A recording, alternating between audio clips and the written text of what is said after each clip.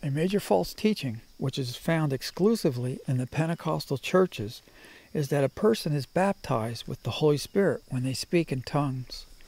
This false teaching appears to have begun around the time the Azusa Street revival took place, when someone began claiming that the circumstances in which the manifestations of tongues occurred at Azusa Street were the exact same circumstances in which they occurred at Pentecost. However, the difference between what took place at Azusa Street and what took place at Pentecost is that Pentecost marked the beginning of Jesus baptizing the believers with the Holy Spirit, and the Azusa Street revival was not.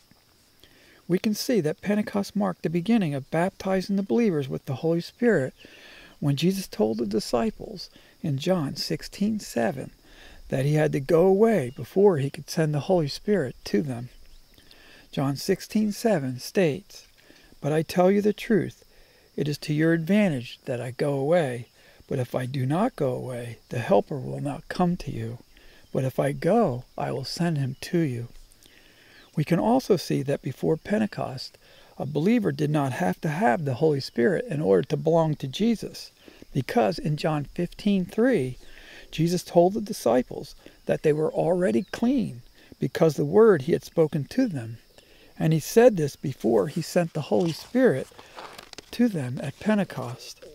John 15:3 states, "You are already clean because of the word which I have spoken to you." However, Romans 8:9 tells us that after Pentecost, anyone that does not have the Holy Spirit does not belong to God. Romans 8:9 states, "However, you are not in the flesh, but in the Spirit, if indeed the Spirit of God dwells in you. But if anyone does not have the Spirit of Christ, he does not belong to him." According to Ephesians 1:13 through 14, after the initial baptism of the believers with the Holy Spirit at Pentecost, all believers are baptized with the Holy Spirit at the moment they believe. And the reason for this change is because we don't have to wait for Jesus to ascend to heaven to be baptized with the Holy Spirit.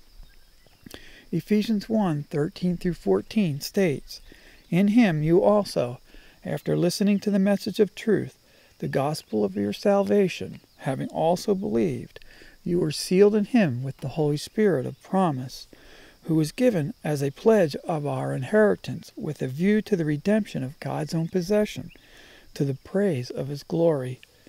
However, it remained consistent that it is when a person believes in Jesus that they become one of God's children, because we know from Ephesians 1:13 through 14 that a believer is baptized with the Holy Spirit at the moment they believe.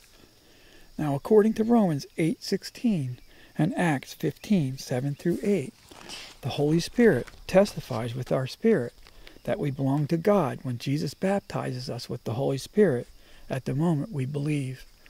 Romans 8:16 states, "The Spirit himself testifies with our spirit that we are children of God." And Acts 15:7 through 8 states, "And after there had been much debate, Peter stood up and said to them, 'Brethren, you know that in the early days God made a choice among you, that by my mouth the Gentiles should hear the word of the gospel and believe. And God, who knows the heart, bore witness to them, giving them the Holy Spirit, just as he also did to us.'" Now, those that claim that a person is baptized with the Holy Spirit when they speak in tongues base this claim on the baptism of the Holy Spirit described in Acts 2. However, you can tell that this teaching is not sound because they only included the manifestation of tongues as a sign of being baptized with the Holy Spirit, while they excluded the tongues of fire that the scriptures also describe appeared on the heads of everyone that was baptized with the Holy Spirit. And this reveals that they misused the scriptures. Acts 2:1 through 4 states, "When the day of Pentecost had come, they were all together in one place. And suddenly there came from heaven a noise like a violent rushing wind, and it filled the whole house where they were sitting. And there appeared to them tongues as of fire distributing themselves, and they rested on each one of them. And they were all filled with the Holy Spirit, and began to speak with other tongues, as the Spirit was giving them utterance."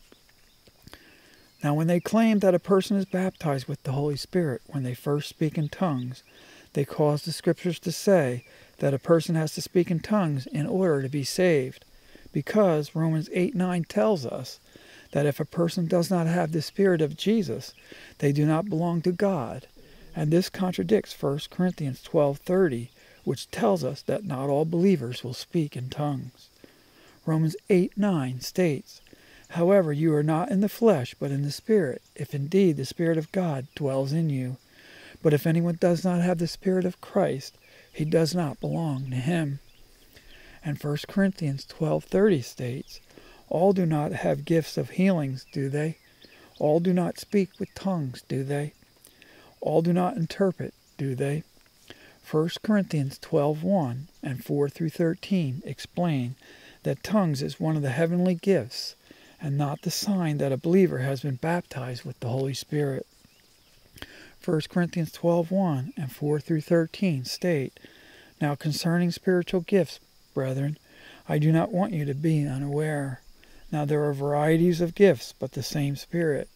And there are varieties of ministries, and the same Lord. There are varieties of effects, but the same God who works all things in all persons.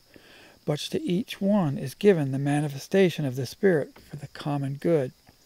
For to one is given the word of wisdom through the Spirit, and to another the word of knowledge according to the same Spirit, to another faith by the same Spirit, and to another gifts of healing by the one Spirit, and to another the effecting of miracles, and to another prophecy, and to another distinguishing of spirits, to another various kinds of tongues, and to another the interpretation of tongues.